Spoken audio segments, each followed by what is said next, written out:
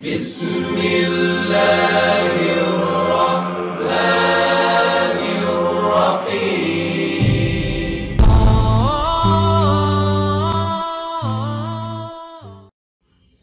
আসসালামু আলাইকুম। সমস্ত প্রশংসা আল্লাহ তাআলার জন্য। তো ভিউয়ার্স, আজকে আমরা যে বিষয় নিয়ে দেখাবো সেটি হচ্ছে ফুটিং কাস্টিং। অর্থাৎ আমরা এর আগের পর্ব যেটি করছিলাম সেটি হচ্ছে ফুটিংয়ের রড বাঁধাই, অর্থাৎ রড বাইন্ডিং যেটাই বলি না কেন, প্লাস কলাম ছিল সাথে, কলামের রডগুলোও বাঁধা হয়েছিল। কারণ ফুটিং আর কলাম তো এক্সট্রা করা যায় না, কারণ দুটার মধ্যে নিবিড় সম্পর্ক রয়েছে। তো আসেন, আমরা গত পর্বে দেখছি আসলে রড বাঁধাই নিয়ে, প্লাস একটা ভিডিও দেখাইছিলাম আমি সেন্টারিং নিয়ে। তো ওই ভিডিওতে আপনারা হয়তো বা অনেক ক্লিয়ার হন নাই। তো আমি কিন্তু ঢালাইয়ের পরে চিন্তা করলাম যে আসলে ঢালাইয়ের আগে কিন্তু আপনার রড বাঁধাই যে করছি, করার পরে যে কলামটা ফেলাইছি, কিভাবে ফেলালাম, কিভাবে গিট লাইন নিলাম, সুতা নিলাম, এগুলো দেখানোর প্রয়োজন ছিল। তাই এটা কলাম এই ফুটিংটা ঢালাইয়ের পরে আমি জিনিসটা আবার দেখাইছি নতুন করে। তো আসেন আমরা ফার্স্টেই আগে জেনে নেব যে ওই কীভাবে আপনার এই কলামগুলো সেন্টারে নিতে হয়, কিভাবে গিড লাইন নিতে হয়, এই বিষয় নিয়ে বিস্তারিত আলোচনা করব। দেন আমরা ঢালাইগুলো দেখাবো। তো আসেন ভিউয়ার্স, আমরা ফার্স্টে দেখে নেই যে কলাম সেন্টার কিভাবে আমরা বসাইছি সেই ভিডিওটি। ভিউয়ার্স একটু লক্ষ্য করেন যে আমি ফার্স্টে যেটা দেখাতে চাইছিলাম সেটা হচ্ছে আমরা কলামের যে সেন্টার নিয়েছি, এই যে বেসগুলো ঢালাই হয়েছে, ফুটিংগুলো, এই ফুটিংগুলো ঢালাই কিভাবে হয়েছে আর কি, এর সেন্টারটা কিভাবে আমরা করছি সেই নিয়ে ফার্স্ট টাইম আলোচনা করবো। এরপরে আমি ঢালাইটা দেখাবো আপনাদের, যেহেতু এটা আগে হয়ে গিয়েছিল, ওই টাইমে আমি ছিলাম না, যার কারণে দেখাতে পারি নাই। তো এটা হচ্ছে কি আপনার আমাদের যে দুই পাশের একটা সেন্টার রয়েছে, দেখেন। তো এটা আমাদের হচ্ছে বাউন্ডারি, আগে একটা ওয়াল ছিল। তো এই এখানে যেটা দেখতে পাচ্ছেন আপনার এই লাস্ট কলাম, তো এটাই আমাদের হচ্ছে 4 ইঞ্চি সারে এই কলামটা দেওয়া হয়েছে। তো এখান থেকে আমি যদি একটা এই কলামের মিডিল নিতে যাই, যেহেতু আরেকটা জিনিস খেয়াল রাখেন, এটা বাউন্ডারি ওয়াল, তাই আমার এই দিকা দিকির শুধু মাপটা হলেই হচ্ছে। এই দিকা দেখি এটা আমাদের বাউন্ডারি, যার কারণে এটার গিড লাইনের প্রয়োজন খুবই কম। তো এই কারণে দেখেন আমাদের এখানে রয়েছে বাউন্ডারি লাস্ট সীমানা। তো এখান থেকে আমাদের কলাম হচ্ছে 15/12, এই দিকে দেখি 15, এই দিকে দেখি 12। তো 15 যেটা 15 অর্ধেকে আমাদের আসে 7.5 ইঞ্চি। 7.5 ইঞ্চিতে আমাদের এটা তার কাটা মারা রয়েছে, দেখেন। তো এখান থেকে একটা আমরা সুতা নিয়েছি, নেওয়ার কারণে হয়েছে কি, একদম এই সুতা সহ শল ফেলে যেটা মিডিলে পড়ছে, এটাই আমাদের কলামের মিডিল। অর্থাৎ আমরা যখন রিংটা ফেলাবো তখন রিংটা থাকবে আপনার, যে রিংয়ের আবার কভারিং রয়েছে 1.5-3, তো এই হিসাবে এটা রিংটাকে মিডিলে ফেলানো হয়েছে, ওই সুতার মিডিলে রিংটা রয়েছে। তো এইভাবে এই জায়গায় একটা আমরা লাইন নিয়েছি, নিয়ে একদম শেষ মাথায় সেম সিস্টেমে আর একটা আমাদের সার্ভেয়াররা যে দাগটা দিয়ে গেছে, ওখান থেকে যেহেতু আমাদের 4 ইঞ্চি আমরা বাউন্ডারি ইয়ে করে দিচ্ছি, আমি নিয়ে যাচ্ছি আপনাদের সেই জায়গায়। তো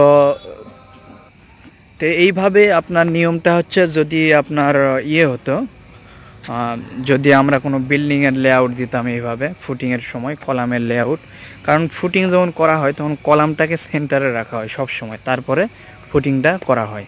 তো কলামকে সেন্টারে রাখতে গেলে এটা যেহেতু বাউন্ডারি, এই জন্যে কিন্তু আমরা শুধু এই দিকে দেখি ঠিক করে নিচ্ছি, যার কারণে এইভাবে একটা সুতা দিলে এই দিকে দেখি আমার এটা মাপ ঠিক হবে।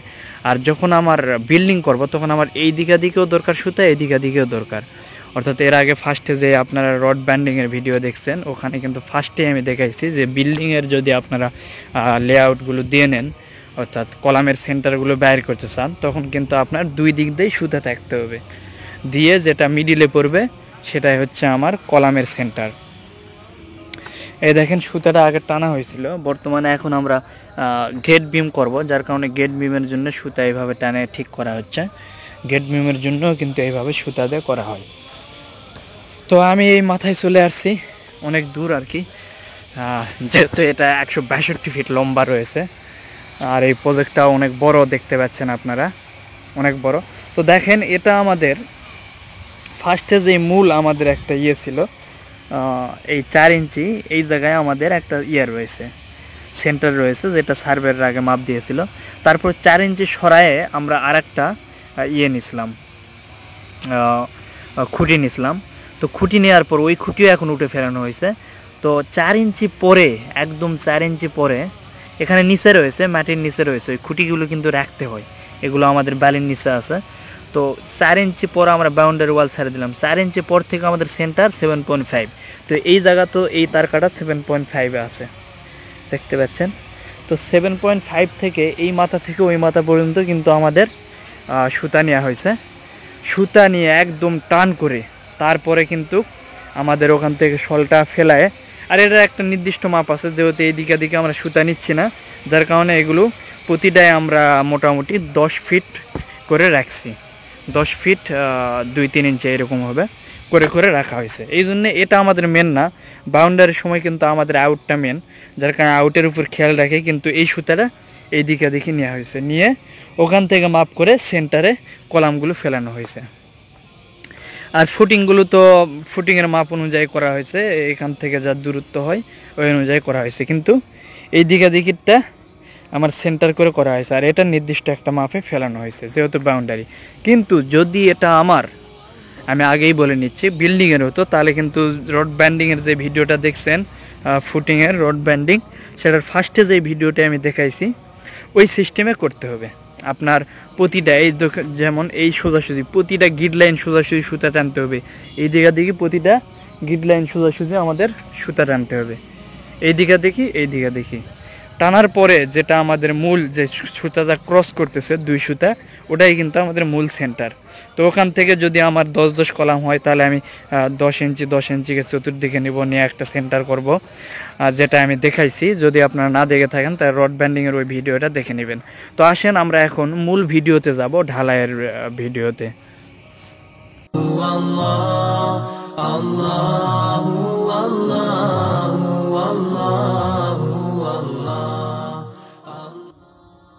তো ভিউয়ার্স, আপনারা কিন্তু কলামের যে ঢালাই করছি সেই ভিডিও কিন্তু আপনারা দেখতে পাইছেন মোটামুটি, আমি আশা করছি মোটামুটি আপনারা ক্লিয়ার।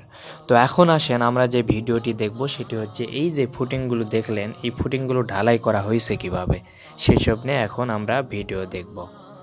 তো ভিউয়ার্স, আপনারা ফার্স্টে দেখতে পাচ্ছেন আমি একটা ফুটিংয়ের কাছে ভিডিও ধরে রাখছি। এখানে একটা টিন দেখতে পাচ্ছেন, 2টা বাস দিয়ে রাখা হয়েছে, কারণ এটা অনেক কিন্তু গর্ত।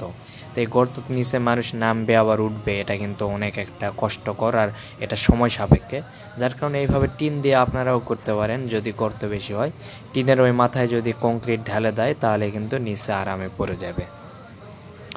তো এইভাবে আপনারাও চাইলে যদি গর্ত হয় তাহলে সেই জায়গায় কিন্তু এই সিস্টেমে আপনারা এটা করতে পারেন। এই হচ্ছে ভাইব্রেটর মেশিন, যেটার দ্বারা আমরা ভাইব্রেট করব। তো আর এটা হচ্ছে নজেল, লম্বা যেটা দেখতে পাচ্ছেন এটা হচ্ছে নজেল, আর এটা বিশাল বড় লম্বাভাবে ঠিক করা হয়েছে। আজকে এই ফুটিংগুলো আমরা সম্পূর্ণ ঢালাই দিয়ে দেব।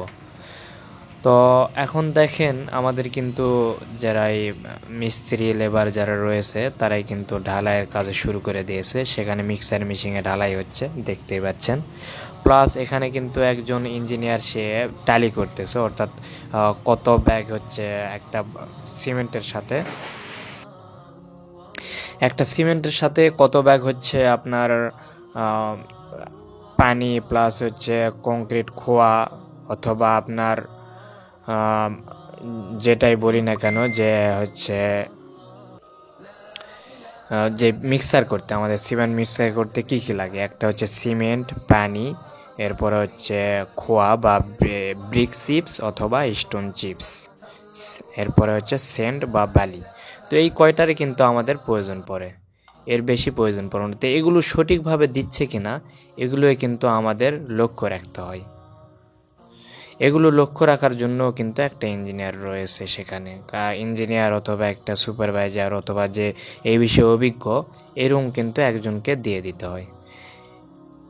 এরপরে আসেন ভিউয়ার্স, আপনারা দেখতে পাচ্ছেন যে এখানে কংক্রিট ফেলানোর পরে নির্দিষ্ট পরিমাণে ফেলানো হয়েছে, ফেলানোর পরে কিন্তু ভাইব্রেট করা হচ্ছে, যেটা ধরে কংক্রিটের মধ্যে ঢুকে দিয়েছে এটা কিন্তু নজেল বলে। এবার ভাইব্রেটর মেশিনের সাথে লাগানো থাকে, এটা অনেক ভাইব্রেট হয়, যার কারণে যে ফাঁকা স্পেসগুলো থাকবে এই সব জায়গায় কিন্তু এই জিনিসটা আপনার মশলাগুলো পুষে যাবে। তো বড় কোনো ঢালাই হলে, পুরুত্বের ঢালাই হলে অবশ্যই ভাইব্রেট করতে হবে। আগেকার মানুষ হচ্ছে রড দিয়ে ইয়ে করতো, এইভাবে খোঁচা মেরে মেরে কাজ করতো, সেটার কথা ভিন্ন। এখন একটু আপডেট হয়েছে, যার কারণে আমাদের একটু যন্ত্র দিয়ে আমরা এগুলো করে নিতে পারি। এটা করে নিলে অনেক ভালো, কারণ কি আপনার একদম সঠিক পন্থায় এটা ঢালাই হয়, অনেক ভাইব্রেট হয়, যার কারণে যে যত রকমের ছিদ্র রয়েছে সব ছিদ্রতেই কিন্তু এই জিনিসটা প্রবেশ করতে পারে আপনার। কিন্তু রডের খোঁচানো বা এই যে বাঁশ দিয়ে অথবা কাঠ দিয়ে যে খোঁচে যে জিনিসগুলো করে, এটাতে কিন্তু আমাদের ওই পরিমাণ ভাইব্রেটর হয় না, বা ওই পরিমাণ আমাদের জিনিসগুলো সুন্দর করা হয় নাই। তো এই মিস্ত্রি এখন মোটামুটি ভাইব্রেট করা শেষ, মোটামুটি সে এখন লেবেল টেবেল করে দিবে। সে মোটামুটি এটা যেহেতু একটু অনেক পুরুত্বের, যার কারণে কোদাল দিয়ে আগে ঠিকঠাক করে নিচ্ছে। এরপরে একটা পাট্টা অথবা একটা কাঠ দিয়ে মোটামুটি সেখানে একটু বাড়ায় ঠিককে নিবে, যেটা আপনারা ছাদের ভিডিওতে দেখছেন। স্টিল স্ট্রাকচারের উপর যে ছাদ দিয়েছিলাম আমরা, সেটাতে আমি পাট্টা মারাগুলো দেখাইছিলাম ডিটেলস। তো এখানে আসি ওইসব দেখাবো না, মোটামুটি আপনার লেবেলিং করতে যা করতে হবে সে এখানে কিন্তু সেটা করে নেবে।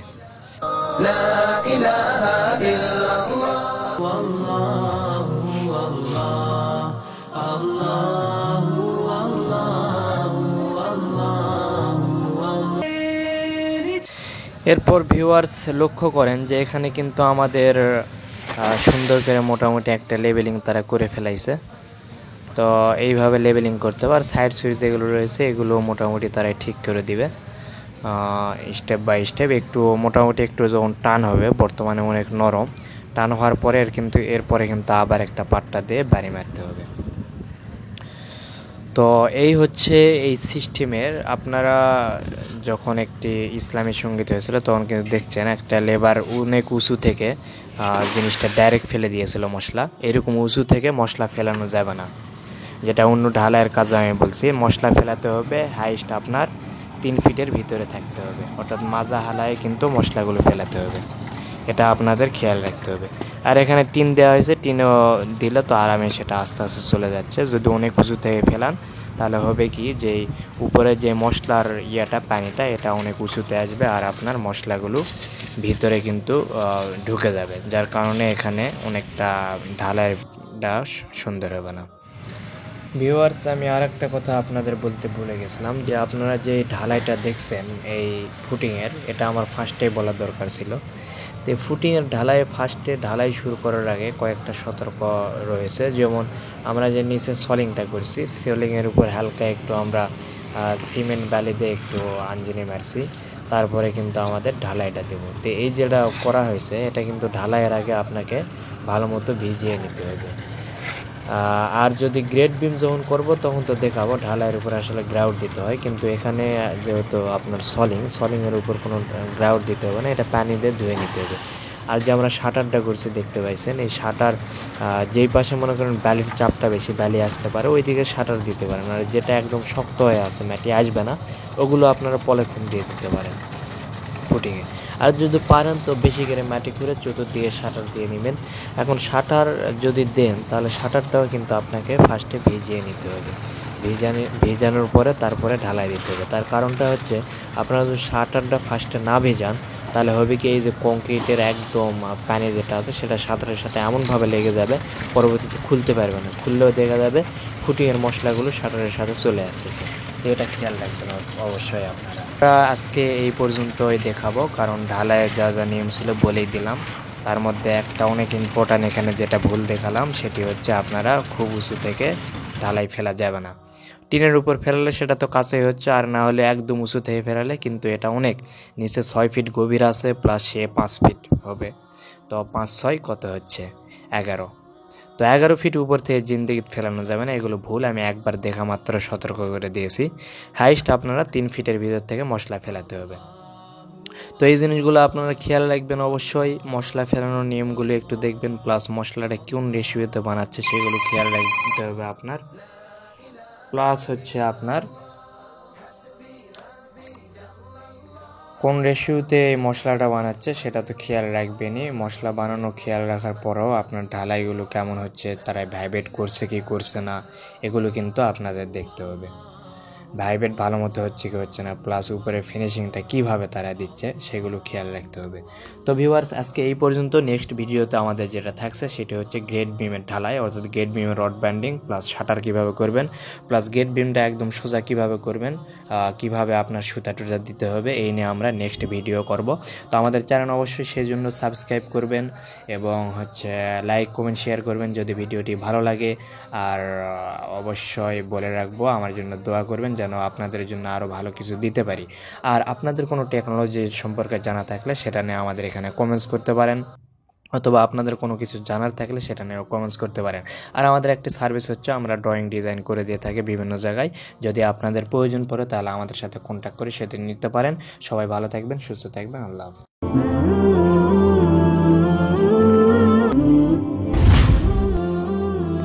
জাযাকাল্লাহু খায়রান। سلام عليك سلام عليكم